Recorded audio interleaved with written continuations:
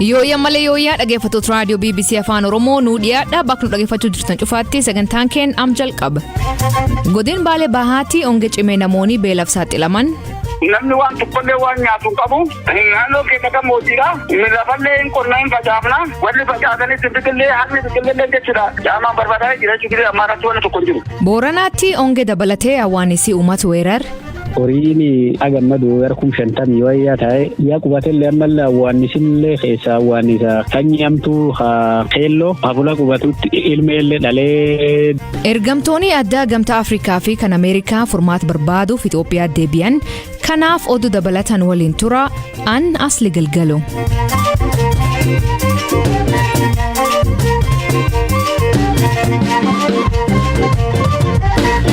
Dhaggeeffattootni oduutiin jalqabaanii waraanni kaaba Itoophiyaa karaa nagaa mariin akka furamuu yaalii gochaa akka jiran ergamtoonni addaa gamtaa Afrikaa fi Ameerikaa kalee Finfinnee deebi'an. Ergamaan addaa Ameerikaa Jeffrey Feltman ministeera muummee Itaanaa Dammaqa Makoneen waliin Finfinneetti yoo mari'atan ka gamtaa Afrikaa Olusegun Obasanjoo gara Maqalee imale beekaa toomaa dabalataan isinitti hima. Ministeerri muummee Itaanaa Dammaqa Makoneenii fi ergamaan addaa Ameerikaa Jeffrey Feltman dhimmoonni irratti mari'atan ifatti beekamuu baatus haala waliigaltee dhukaasa dhaabuurra itti gahamuu dabalatee karaa waraanicha guutummaatti dhaabsisuun danda'amu irratti waliin dubbachuu isaanii mootummaan himeera. Tajaajilli oduu Itoophiyaa waraana kana akkamiin dhaabsisuun akka danda'amu irratti Feltman ejjennoo biyya isaanii obbo Dammaqaaf ibsaniiru jechuun gabaase. Obbo Dammaqaan gama isaaniin humnoonni TPLF naannolee Amaaraa fi Affaar keessaa akka bahanii fi hawaasni addunyaa dhiibbaa gochuu akka qabu ibsuun ejjennoo Itoophiyaa Feltmaniif ibsus gabaaseera. Guyyoota sadiif Itoophiyaa akka turan Jeffrey Feltman hangawoota olaanoo Itoophiyaa akkasumas jila gamtaa Afrikaa fi bakka bu'oota hawaasa idil addunyaa biroo waliin akka mari'atan ibsameera. Ibsi waajjirri haajaa alaa Ameerikaa baase akka jedhutti Feltman Itoophiyaatti nagaan akka bu'uu fi gargaarsi namoomaa lubbuu baraaru akka qaqqabu gochuuf ni mari'atu. Gama kaaniin kaleessa Finfinneetti ka deebi'an ergamaan gamtaa Afrikaa pirezidantiin duraanii Naayijeeriyaa Olusegun Obasanjoo gara Maqalee imaluun yeroo sadaffaaf hoogganaa TPLF Dabratsiyoon Gabramikaa'el waliin mari'achuu dubbimaan TPLF obbo Geetaachoo Raddaa himeera. Waraana Itoophiyaaf furmaata karaa nagaa barbaaduu fi tarkaanfii fuula duraa irratti mari'ataniiru jechuun obbo Geetaachoo fuula Tiwiitarii isaa irratti barreesse. Nagaa barbaaduuf itti fufanii mari'achuuf walii galaniirus jedhe. Obasanjoon amma dura ministeera muummee Abiyyi Ahmad dabalatee pirezidantoota naannolee akka Oromiyaa fi Amaaraa akkasumas hoogganaa TPLF waliin kan mari'atan yoo ta'u mootummaan Itoophiyaa yaada furmaataa hangaan kun dhiyeessan eegaa akka jiru himeera. Afrikaa daawwachaa akka jiranii fi dhimma waraana Itoophiyaa irratti pirezidantii keenya Uhuruu waliin kan mari'atan ministeerri haajaa alaa Anthony Blinken biyyi isaanii waraanichi karaa nagaa akka xumuramu dhiibbaa gochaa akka jirtuu fi adda durummaan hojii ergamaan addaa gamtaa Afrikaa Olusegun Obasanjoo itti jiran akka deeggartu beeksisaniiru.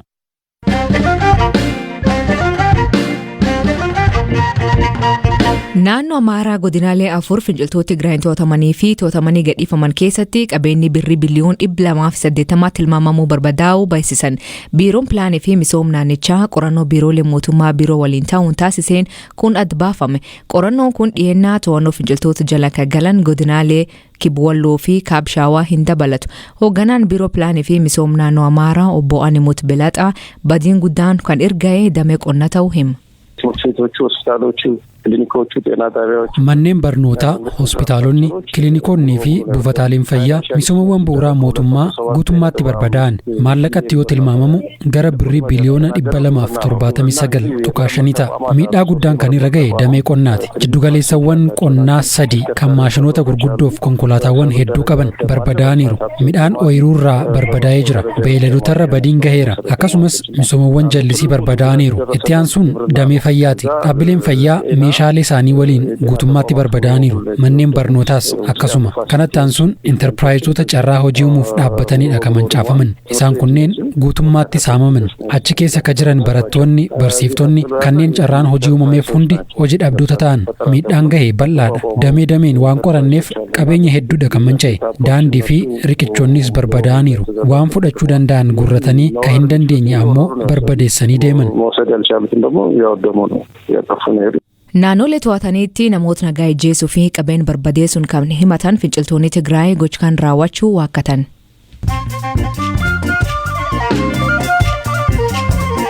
Dhaggeeffattoonni ammoo gabaabaa addunyaa isaanii dhiyeessaa jalqabaanii abbaan taayitaa siivil aviyeeshin Itoophiyaa daangaan balaalli qilleensa Itoophiyaa naga qabeessaa jedhe. Ibsi kun erga US buufata xiyyaara boolee dabalatee daangaa qilleensa Itoophiyaa keessatti xiyyaaronni haleellaa meeshaaf waraanaa fi saaxilamuu danda'a jechuun akeekkachiisa baaseen booda bahe. Abbaan taayitaa aviyeeshin Itoophiyaa akeekkachiifni bahe kuniin bu'uura kan hin qabnee fi dhugaa lafir jiruun kan wal faalleessu jedhe. Dhaabbati biyyoota gamtoomanii hojjettoota dhaabbatichaa 6 fi konkolaachistoonni WFP 7 dabre hidhamanii turan hunduu gadhiifamuu hima. Ta'us hojjettoonni dhaabbatichaa 5 fi miseensonni maatii hojjettoota tokko ammallee hidhaa akka jiran dubbi himaan UN Stefan Dujarric himan. Namoonni 6 gadhiifaman kan keessa namoonni 6 gadhiifaman kunin hojjettoota UN 16 7 dabre hidhaman keessa. Somaaliyaatti namoonni miliyoon 2 ol dhabiinsa nyaataatiif bisaaniin saaxilamuu UN ibsa. Boncimaa Afrikaa bahaa miidhaa jiruu fi Somaaliyaatti namoonni 100,000 ol qa'ee isaaniirra buqqa'uun bakka biraatti godaanuu himan. Akka UN jedhutti waggaa dhufu keessaa namoonni lakkoofsi kun aga miliyoon 8 dabalamuu danda'a. Afrikaa kibbaa jeequmsitti cimtaa'uu ministeerri poolisii biyyattii ibsa. Akka statistikii mootummaan baasibsuutti namoonni ajjeefaman 21 dabalamuu hima. Namoonni 3 keessatti dirqiin gudeedan yookiin buufatan 9,500 ta'uu himan. Akkan jechuun sa'aatii tokko keessatti namoonni 4 gudeedamu jechuu.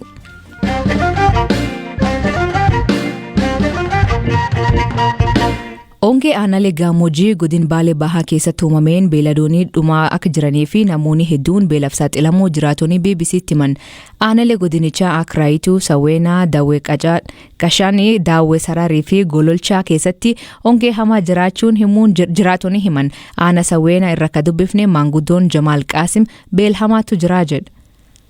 Qilleensi roobaan jiru gara ganna 4-5 rooba jaha takka akka waan isin roobee midhaan hin baane naannoo gammoojjii aanaa keessattuu gammoojjii Sawweena keessatti naannoo gammoojjii horsiisee bulaa gaafa jira barana bara dabree jira awwaannisaan haalli awwaannisaan maga isaatti fi magni nyaanni namaallee miidhamee jira manca'ee jira jechuun wanni tokkollee hin jiru. Eegasirra ammoo wanni rakkoon jiru namni waan tokkollee waan nyaatu hin qabu naannoo keessa gammoojjiidha lafallee hin qonna hin facaafna wanni facaasanii biqillee haalli biqillee jechuudha. Jaamaan barbaadaa jira jechuudha amma irratti wanni tokko hin jiru. Gara waggaa 5 jaha wanni tokkollee wanni bahee jiru isaanis waan nyaatu hin qabu jechuudha amma horiin gabayaa yoo fitan hin bitamu re'een hin bitamtu wanni loon ta'ee orma ta'ee jibite ta'ee saadaltii ta'ee ilmee waliin wanni deemaa wanni tokkos wanni bitaman jiru amma irratti jechuudha. Dhaabbatee jira namni bakka tasaa kutee jira gabaa yoo dhaballeen oolu beelaan taane jira gidee amma irratti.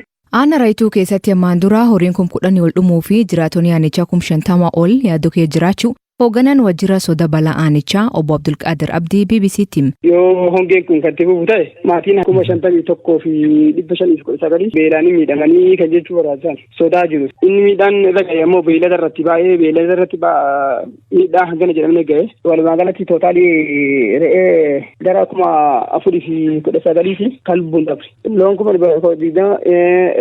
kan lubbuun dabran hoolaan 1,635 harreen 449 baay'ee harreen dhumtee jechuun hongee irraa maayiiti uummataaf baay'ee sodaachisaa kan ta'e kaarree kana gaangeen kan miidhamte 74 kan du'e 3 uummanni kun uummata ho'aa horatu horiin kun irraa miidhame jechuun waan isaan fayyadaman duraanillee nyaata caalaa aanani karaa gaabaan waan isaan faayidaa qaba aanan sana ammoo dhaban jechuun ammoo uummata kanaaf baay'ee nama yaachisaa jira. Deeggarsi nyaataa namoota hongee miidhamaniif akka godhamu murtaa'ee jira akka jedhu obbo Abdulqaadir. Gam nyaaturii fi bisaanii garuu abdii malee oomaan jiranii jedhe. Deeggarsi gara mootummaatiin midhaan maatii kanaaf akkasumaan raggaasifamee jira.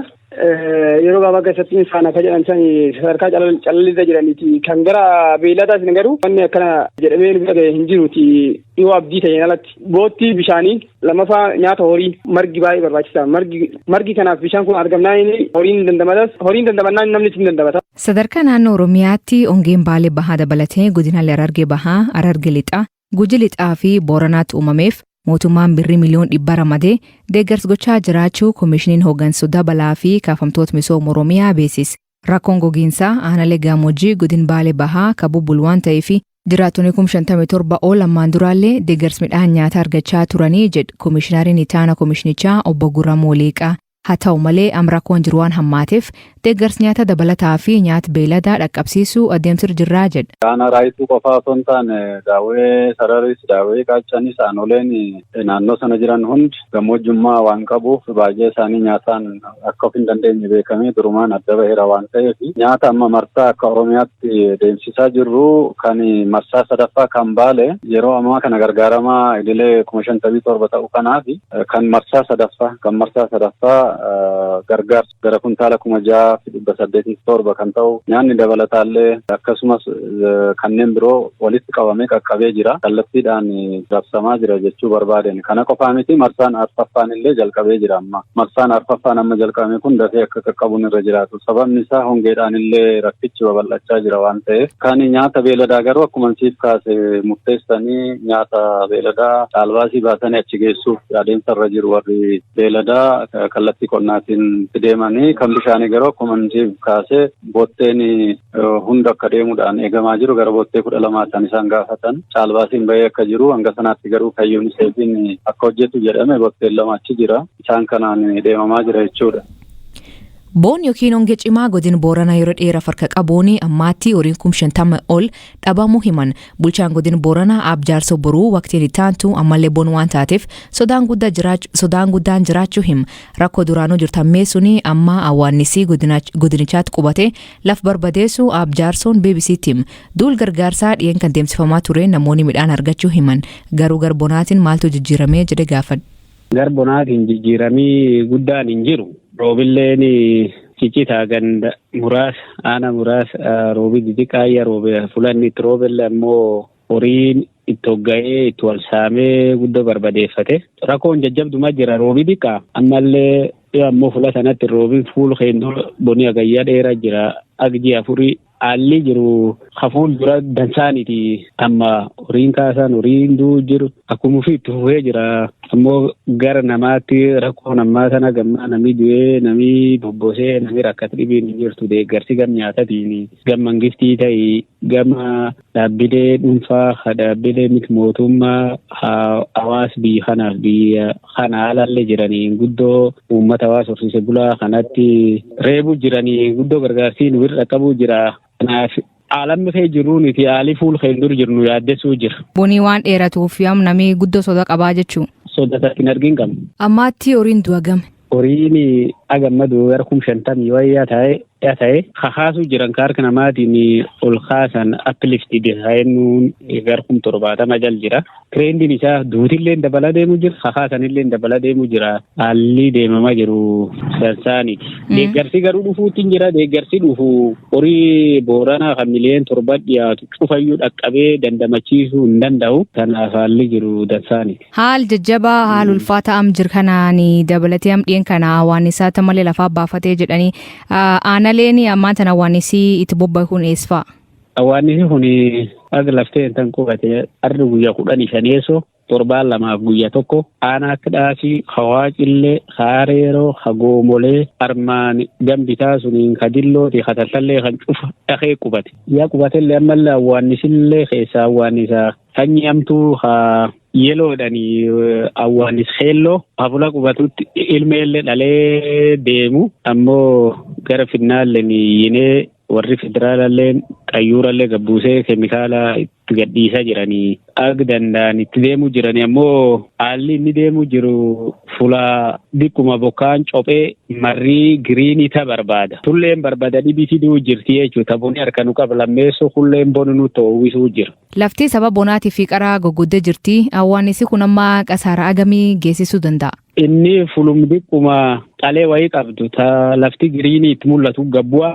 Sun qofaan itti tulaa qaban maddi qaban eel qaban fula bisaan jiranii dhufee bu'ee bisaaniif waan kallee balleessa. Kanaaf bonnu nu jajjabeessu jira. Waanamtu muka dhiqquma wanni akka saphansafaan muki buushiin gammoojii kun ka dhiqquma every green taatu cufayyuu itti bu'ee qorqee fixuu jira. Hayyee galatoomee Abjaars.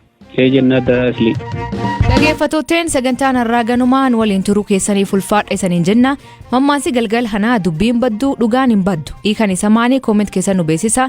Sagantaa kan qophees Beekaa Toomaa gam teknikaatiin Oskaar Bunga keessaniif dhiyeessan asli galgalooti aktorbaan dhufuusaatti akkana nagaa waaqa kee bulaa oraa bulaa deebanaa hangafamaan dhan bulaa.